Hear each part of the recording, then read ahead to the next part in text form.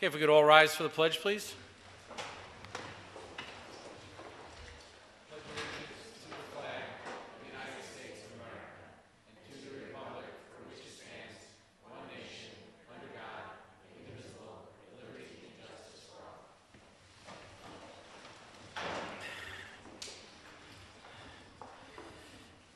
Thank you, everybody, for coming. We'll start with the superintendent's report. Good evening, everyone. Thank you very much for coming.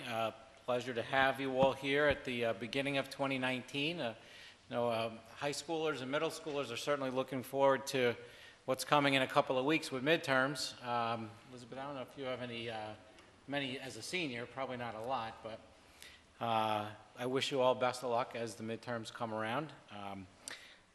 For my report, last meeting we had our new architect here talking to us about a process that we're going to follow to take a look at some of our building conditions and some areas that need some work. Luckily, we have wonderful facilities, and we want to keep our facilities wonderful. So there will probably be a time in the winter months here that the Board of Education will be receiving a recommendation from our admin team and our architect to review some items that need to be addressed.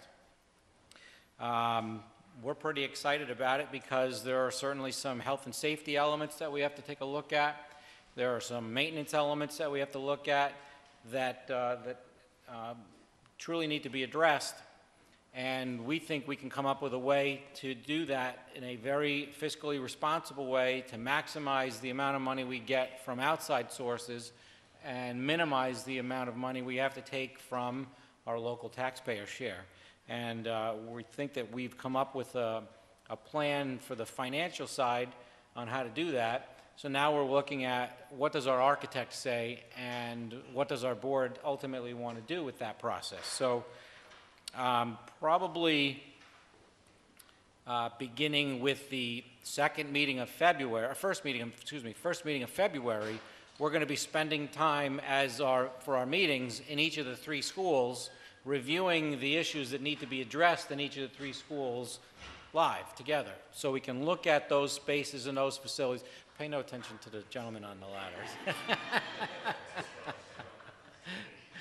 I'm told there's a wonderful presentation tonight by some people in red that are here that requires the use of the televisions that obviously need to be reset. So thank you, Mr. Pagazzi. Appreciate it. Anyway, we are on a very ambitious timeline to get some important information, technical information, to the Board of Education, but we also want to put some visuals to it. So we will spend some time walking through the schools as part of our meeting as the presentation. So we can literally look at the spaces, see the issues, and hear recommendations from our architectural and engineering group so that the Board of Education can make an informed decision about what it is we need to do and what are those things that we need to defer to some other time. So we're looking very much forward to that. We're calling it Vision 2020. It sounds a lot more grand than it is. It's just though that it's our vision for what we need to do in the year 2020, which is the timeline that we have put together for ourselves. So we're pretty excited about it, but I also want to make sure that it's crystal clear. We're looking at basic health and safety needs and basic functions of our buildings, so we maintain them so they stay wonderful learning spaces. So some areas are going to need a little more attention than others, but I think you'll see as this develops out, these are common areas that we've talked about now for my 3.5 years here that need some addressing. So look forward to that time. Also want to make sure that the public and certainly the board is abundantly aware that we have actively engaged ourselves in the process and the dialogue with the partners and owners of the Danskamer power plant. As you saw perhaps in today's Southern Ulster Times, there's a extensive article about the process that the new owners of the Danskamer power plant are going through to rebuild that facility. It's in a proposal stage right now, and we're watching that very, very closely. We're obviously watching it because it's in our backyard, it's in our school district, so certainly what gets built is something that's important to us as a school district because it is within our bounds, but we also watch very closely to see how that parcel becomes taxed or piloted. So right now, Dan's Camera is under a pilot, a payment in lieu of taxes, so that's how they pay their share of what is owed for that piece of property. We are keenly interested and participating, or our expectation is that we would participate in the dialogue with the folks of Dan's Camera and the folks of Orange County that determine what that parcel will be taxed or piloted over the coming years. So we are very interested, watching very carefully, and getting ourselves as involved as we possibly can, because we know how important that is to this, to the school district. Last piece, I know the Board of Education is interested in what are we going to do for our voting capabilities come May. We've been notified by the County of Ulster that they will no longer supply our vote with voting machines. So Mr. Witherow has some new information on that process and where we can and can't go. So maybe Pat, you can give a little primer update on where we are with that. Sure. So I did reach out and was able to speak with the election commissioners in Orange County. There seems to be a possible solution there. They've requested a written request, and they've asked for some information in terms of what proportion of our population comes from Orange County, that type of information. So I'm going to get that to them probably tomorrow, and then we'll wait for a response on whether or not we'll be able to utilize their machines. The one thing they did mention is if we were to utilize their machines, we would have to utilize their workers, because their trained people are the people that can run the machines, which is the same arrangement we had with Ulster County, so I wouldn't see that as being a problem. Okay. But they were concerned about the possible limitations on their supply of machines, but that does help us somewhat. We only use 2 machines at one poll site, so it's not a huge inconvenience. So it looks promising, and we'll keep you updated when we get more information. There's a report, by the way, in School Tool by zip code. Oh, great. So it's actually very convenient. You can see. I was going to look at a number of parameters. I started to talk about the distribution of the tax levy, but when the power plant's declining in value has a negative impact on those numbers. So we'll came out of Robin's office last time it was produced, but it's about 1/3, 2/3. Okay. So about 1/3 out of Orange County, 2/3 out of Ulster County. But the report's there. I'm also going to look at registered voters too, besides just that. So thank you. I can't delay a lot more for you, Mike. So, with that, I'm done with my report. Okay. John, Orange Ulster BOCES? And I can't delay at all for you, Mike, because there was no meeting in January. February 5th is the next meeting. Okay. The Ulster BOCES meeting, there hasn't been, our meeting is January 24th. But the School Board Association did send out some information today talking about the vast majority of the legislation that was passed that was lobbied for on behalf of the districts. Most of it the governor vetoed. He did approve one thing that this state had been lobbying for. Doesn't affect us. It was dealing with the small schools and the continuation of how they were going to be able to get their insurance in the not be mandated to move off of. So he did assign that bill. But most of all the rest of them, everything from the BOCES superintendents to the forgiveness stuff for some of the districts, and I guess that little glitch we had with the one capital, that one affects us. But ours is small compared to pennies compared to what most of these districts are dealing with. So that's really all that came out really from the different groups this month. So, Elizabeth, we'll move on to yours. Thank you. After rereading the architecture presentation and speaking with both students and staff of the Marlborough Central School District, there are several different architectural concepts that I've come across. For example, a previous proposal of adding a new hallway at the end of Marlborough High School, which would create new classrooms, make for an easier way to get to classrooms on the opposite side of the building, and create an enclosed courtyard similar to the elementary school. Considering this advancement would make students' travels student travel is more efficient, give teachers who share classrooms their own classrooms, and overall more space. Another problem in which this discussion on architecture could work towards improving is the lack of an external exit in the athletic trainer's office. With the door from the back of the athletic trainer's office to outside, injured students would be able to see the trainer quicker and more efficiently rather than walking through the school. Considering this advancement would service emergencies, give the trainer easier access to the fields, and make for easier student consult at after-school sports. In addition, a major building and grounds inconvenience at the Marlboro Middle School is the parking. There's very limited available parking at the Marlboro Middle School. This is an inconvenience to many and makes for a dangerous parking at times. Another obstacle to the middle school parking is that to the general public. The middle school parking is inappropriately used as a shortcut. The consideration of speed bumps at the entrance of the school parking lot and within the parking lot would make the middle school parking lot a lot safer place for children who may be walking across the parking lot from the building to the track, baseball field, or even the playground after school. In conclusion, the improvement of these buildings and grounds would further benefit the students and staff of the Marlboro Central School District. Each are possible considerations to be made in the architectural future of the district. You're welcome.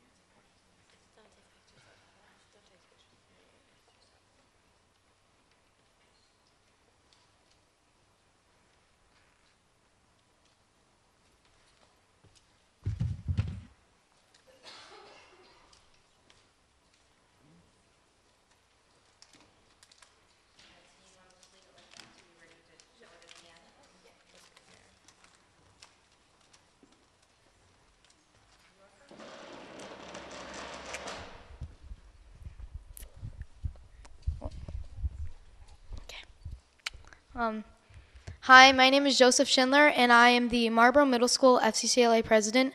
Today, I'm just going to share a speech about the basics of FCCLA and why it's so important for students.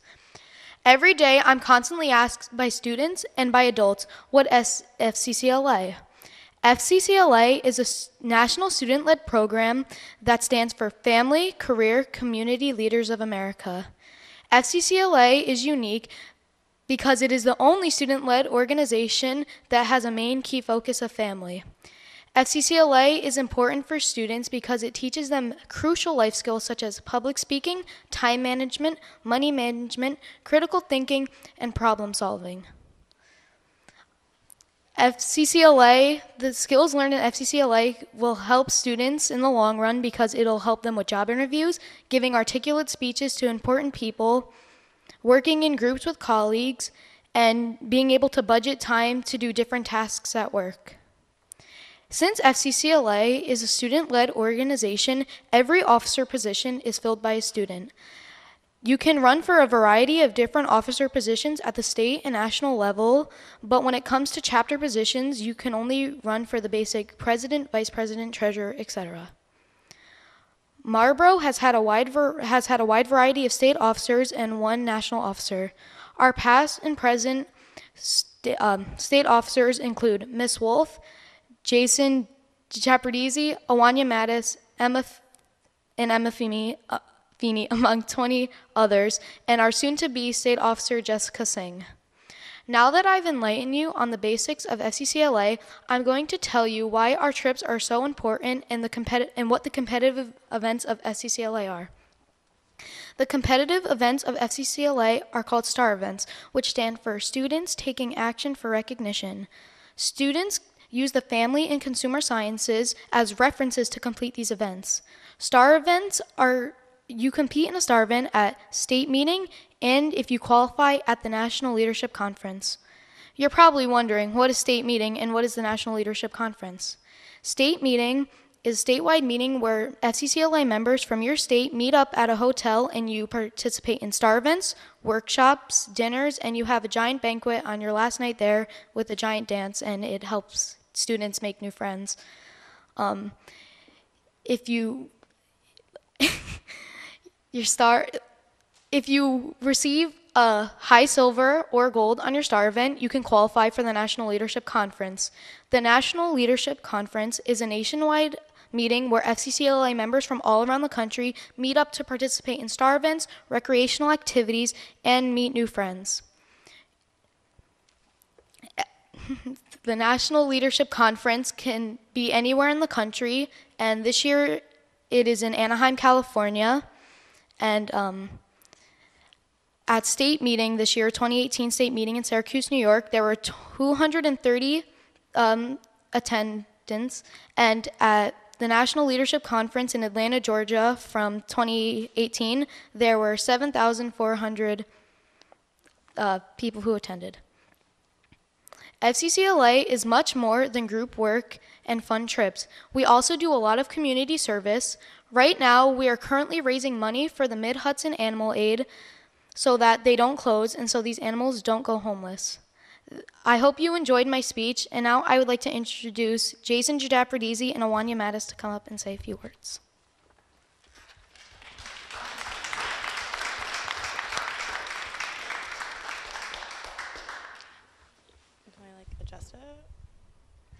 Hi, my name is Alania Mattis. I'm VP of Relations.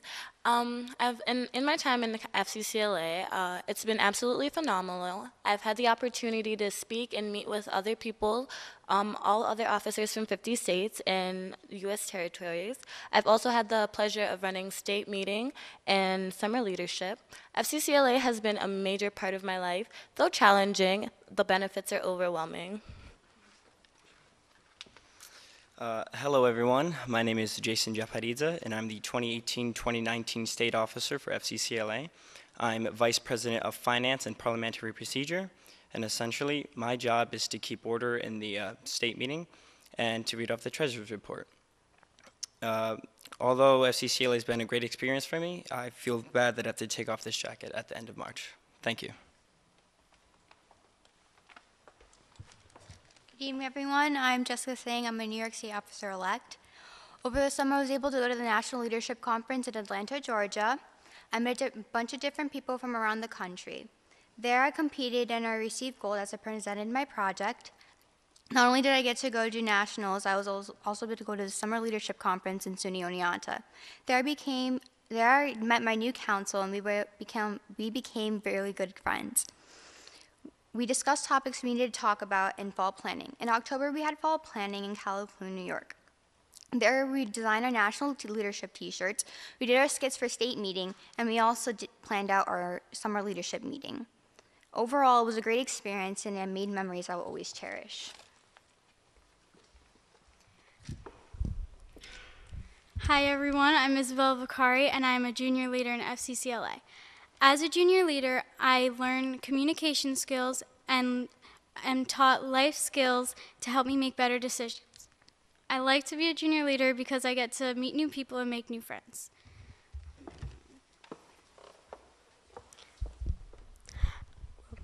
Hi, my name is Sophia Bedanti. I've been in FCCLA for 3 years, and I'm a junior leader. A junior leader mirrors the state officers, and we help learn public speaking. I've also, as a junior leader, learned so much more about FCCLA. Being a junior leader has gotten me new friends and has me a better leader overall.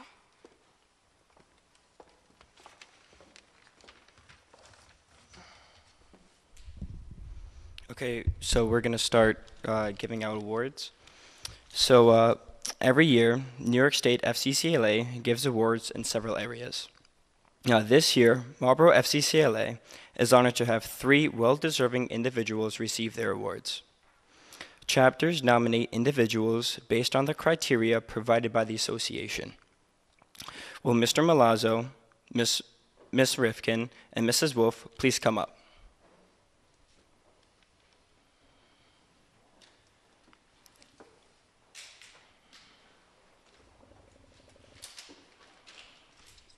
Sorry, it's fine.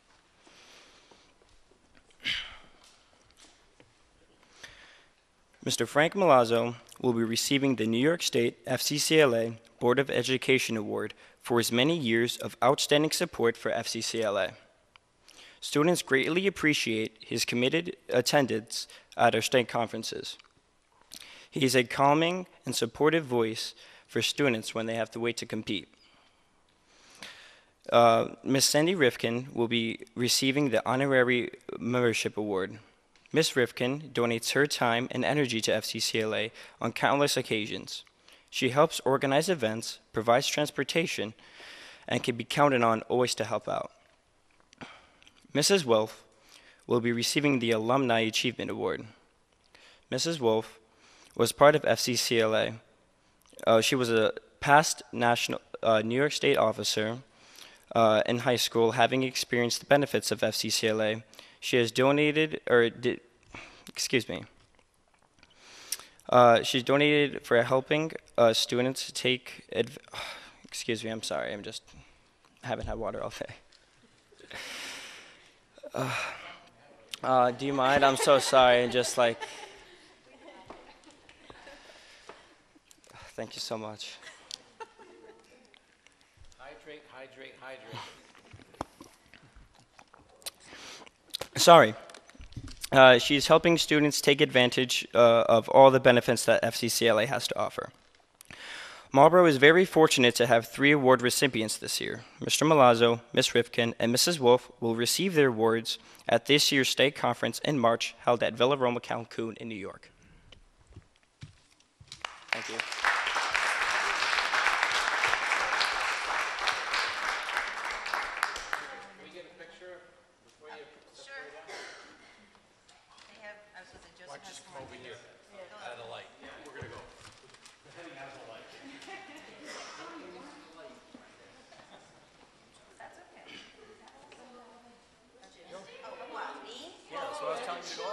And the children? Oh, really?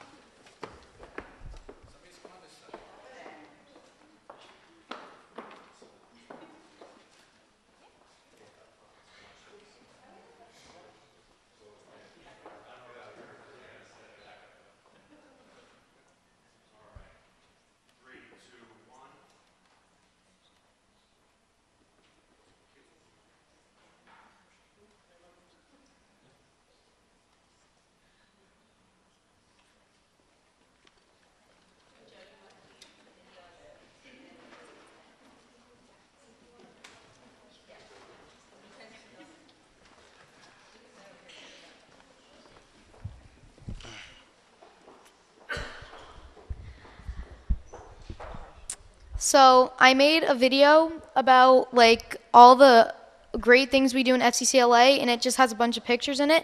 And I made this video because it is part of my STAR event, which I brought up in my speech, called Promote and Publicize FCCLA, where I get to promote FCCLA and all the great things we do. So I hope you enjoy my video.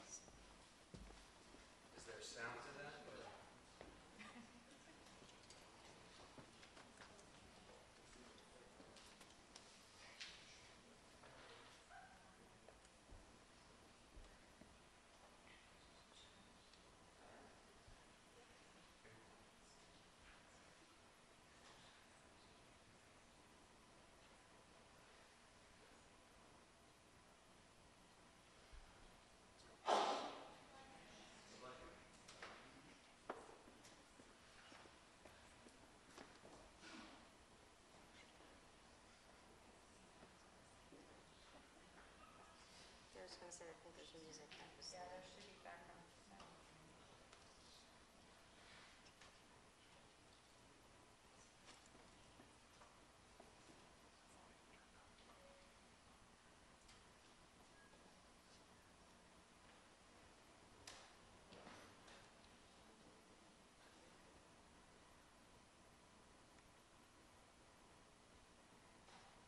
Their speeches.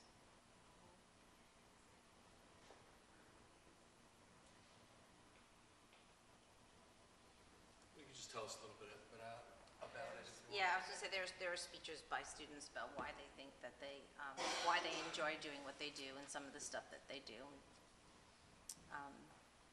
We can put it up on our website, and then you can take a look at it from there with the sound. Okay? But those students, many of them went to summer leadership in Oneonta over the summer for 3 days. Some of them attended nationals or competed in Atlanta. That's State everybody. That conference was last state year. conference last year. That was nationals this summer. Those are our students with national officers.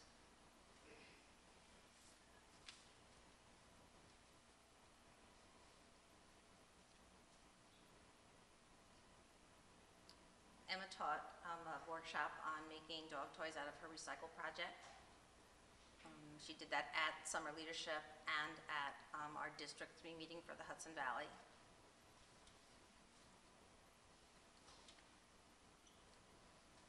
Can't tell you what she said.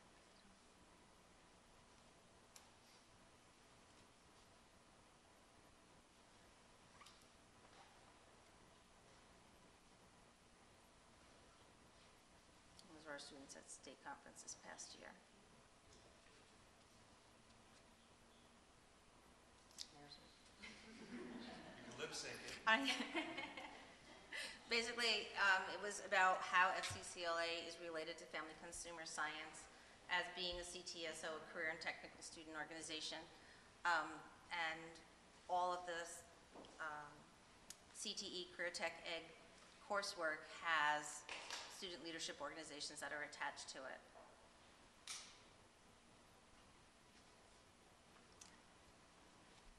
It's very awkward watching yourself. How long have you been advising FCCLA too? Since, oh God, 1993. A long time. So, okay. If I could ask a couple little questions, just to- Sure. First of all, thank you very much for what you put together, and I apologize for our little technical glitches, and we'll make sure that we get this video put out, and we'll get some information about this wonderful thing that you've done tonight with awarding 3 people for their work. So thank you very much for the 3 of you that got awarded for a tremendous amount of work. I think there's someone in the room also that deserves some recognition, and it's because of the work since 1993 that all of this is still this is still here in Marlboro. So, Anne Maria, thank you very much for all that you've done for the program as well.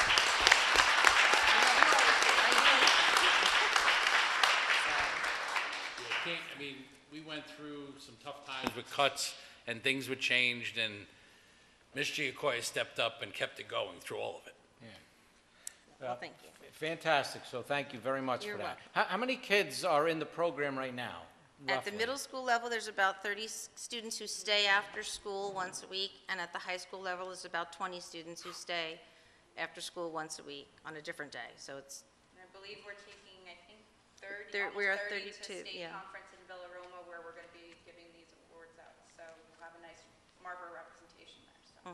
So over the period of about 25 or 6 years, you're talking about a couple of thousand? yeah, because there was a point probably in the late 90s where my high school chapter had 60 kids in it.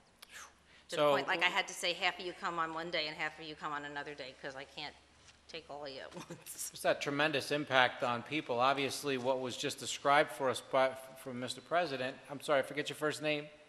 Joe, yes, Joe. Fantastic speech, by the way, well done. it really is a beautiful thing to see the impact, and I thank you. So thank you very much. Also, you'd mentioned something about the charity work that you're doing with the animal group. Can you say just a little bit more about that so that we can put a little plug in there for what that's all about? So we made like chocolates and You have to go to the microphone. you have to though. come up here. Otherwise, the camera up there that records everything doesn't get your voice, and it'll sound like the video. So basically, we made chocolates at the middle school, and we sold them at our winter concerts for band and chorus. And the money we made went to the Mid-Hudson Animal Aid to keep them open so that we wouldn't have these animals go homeless because we really care about them. Excellent.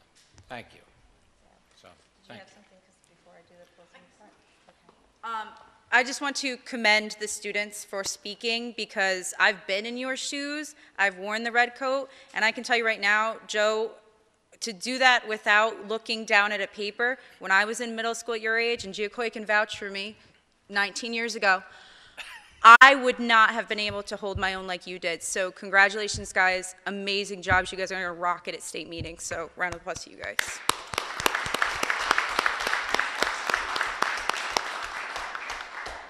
And today was the day that I realized I have been an FCCLA member for 18 years.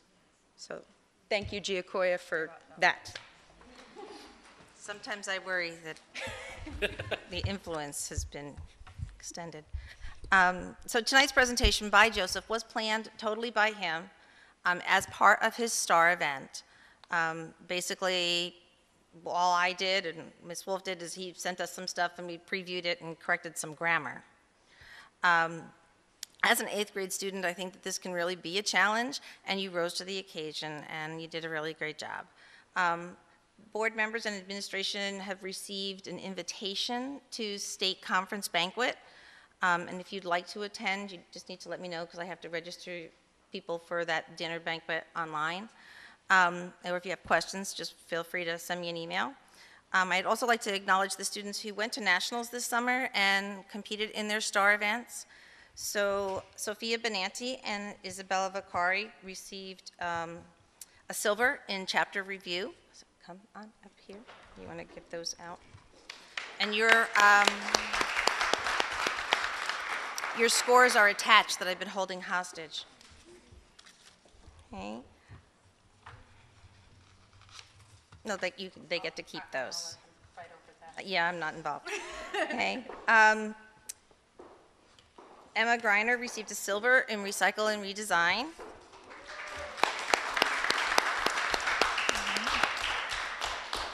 Yes, and then Emma used her project then to teach others. So she ran that workshop again at Summer Leadership and at our Hudson Valley District 3 meeting for the schools in the Hudson Valley.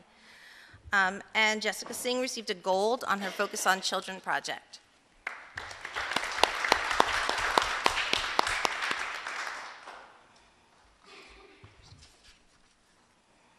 Okay. So if at any point anybody would like any more information, we're just so full of information, feel free to contact us. Thank you. Thank you.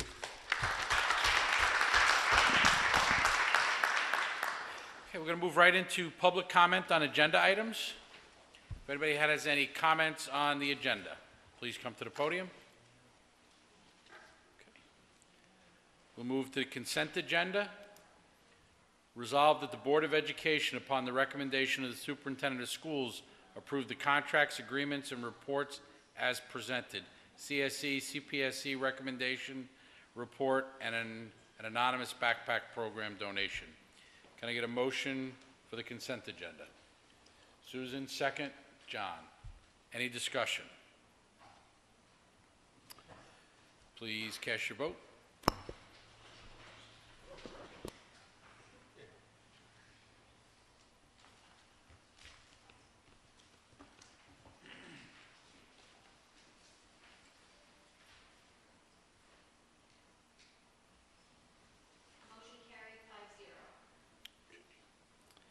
Move on to recommended actions. Resolved that the Board of Education, upon the recommendation of the Superintendent of Schools, approve the letter of agreement for the title of District Technical Services Specialist be added to the existing UPSEU clerical unit as presented. Can I get a motion? Susan, second. John Cantone. Any discussion? In regards to adding the title, what benefit is it for the district that we're adding this? And I don't know, benefit or negative, but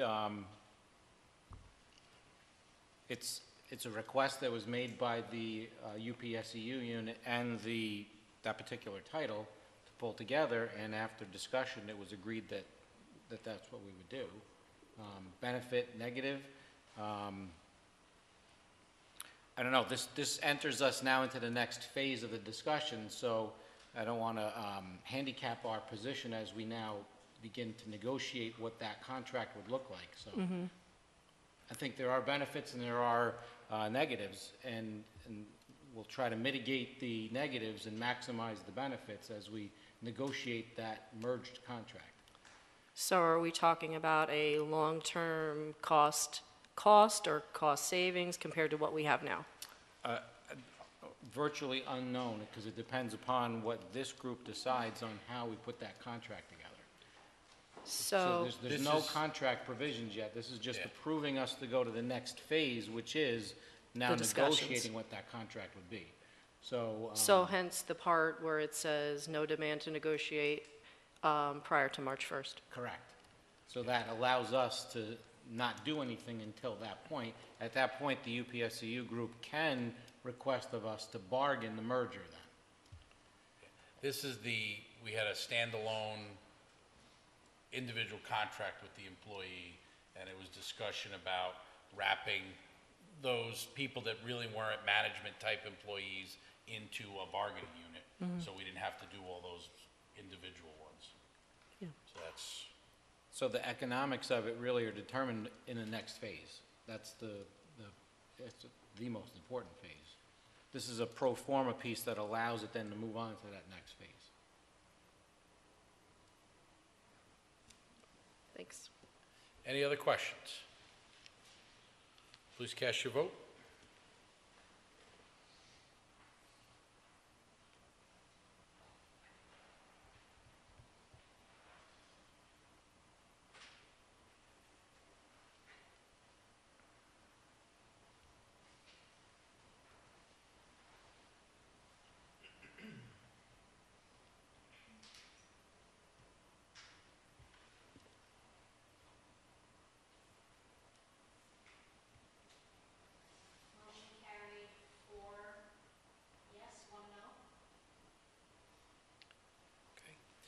We'll move on to the MES CEQA resolution.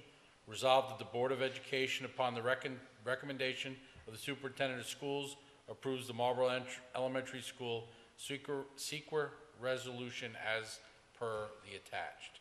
Can I get a motion? Susan, second. Russell, any discussion? Please cast your vote.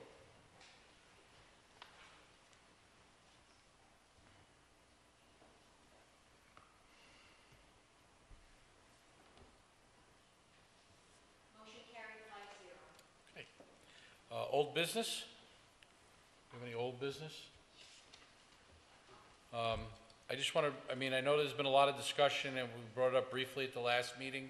The issue over lacrosse at the modified level is still a lot of discussion going on.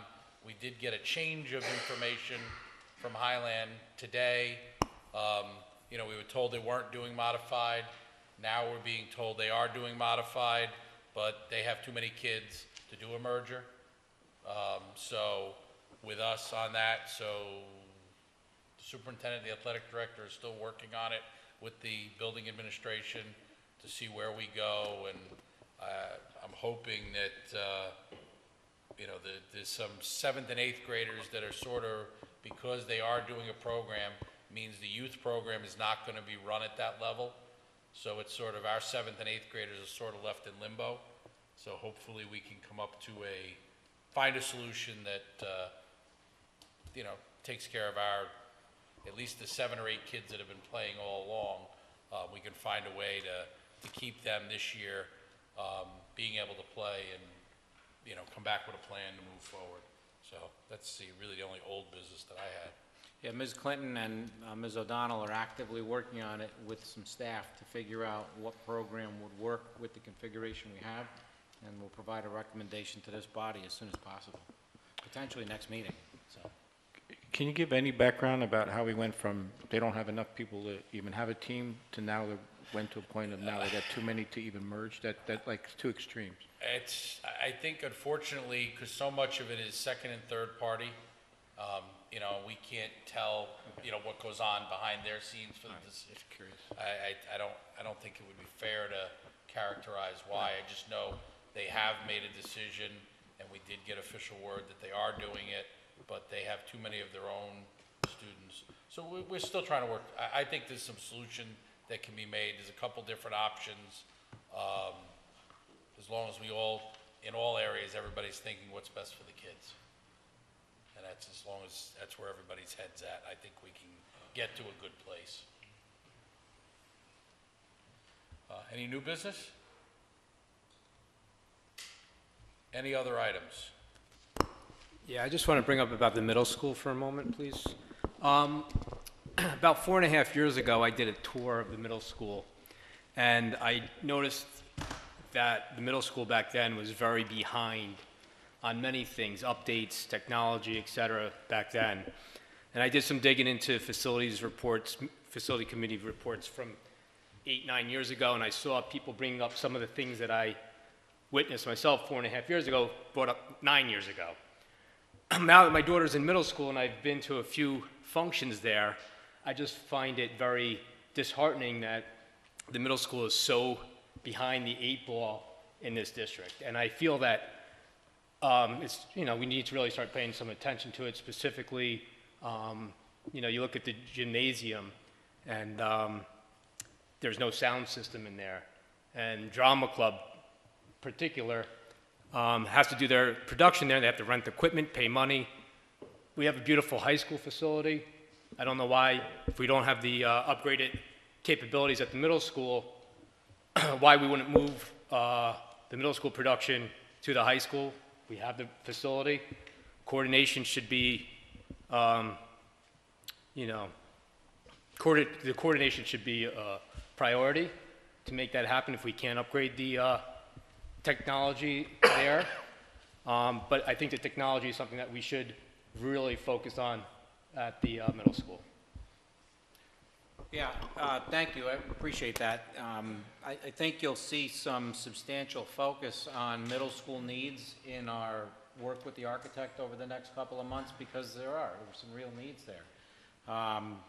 It's a little premature for me to kind of open that piece of it, but February, March, I think you'll see a big emphasis there, and would encourage that kind of input as we move through that process.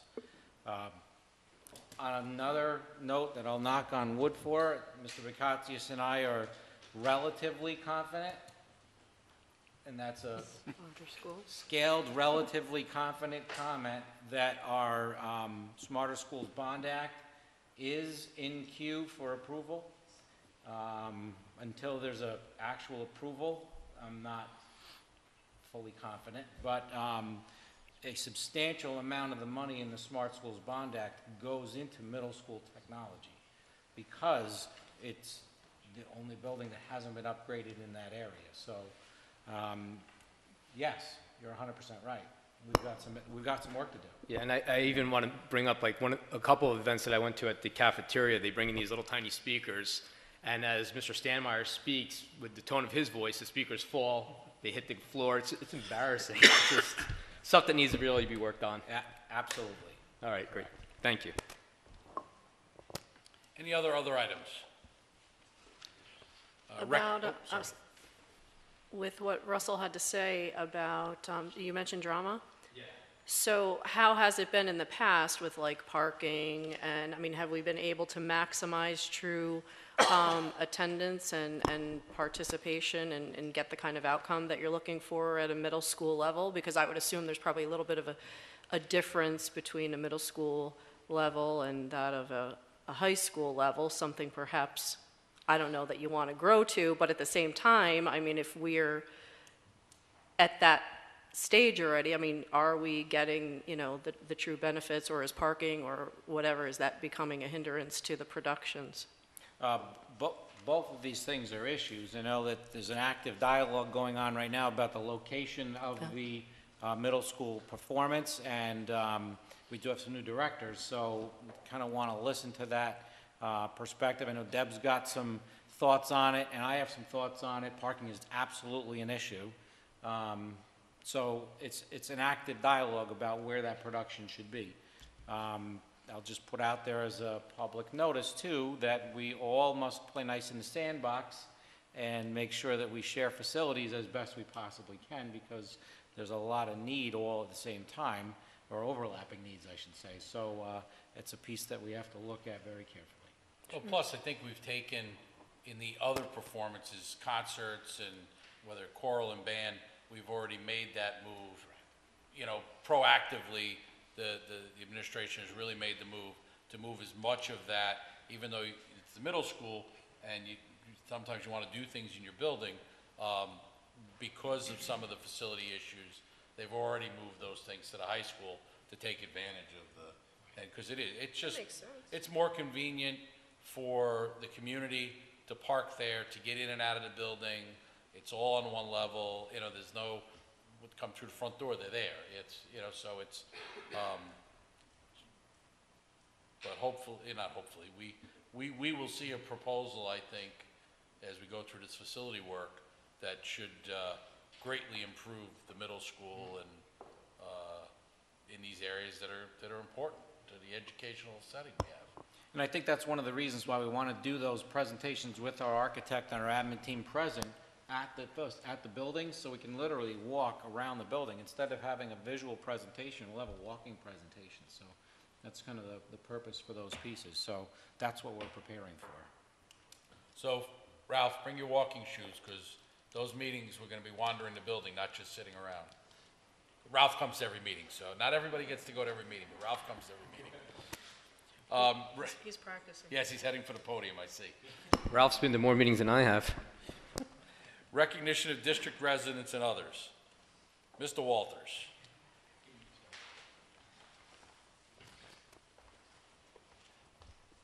I've had the opportunity over the last several weeks driving south on 9W to see a very nice light display, which I later found out were all the outside lights at the Middle Hope Elementary School. After the last meeting, I talked to Larry Cavazzo, and he informed me that basically the building hasn't been used by any organization.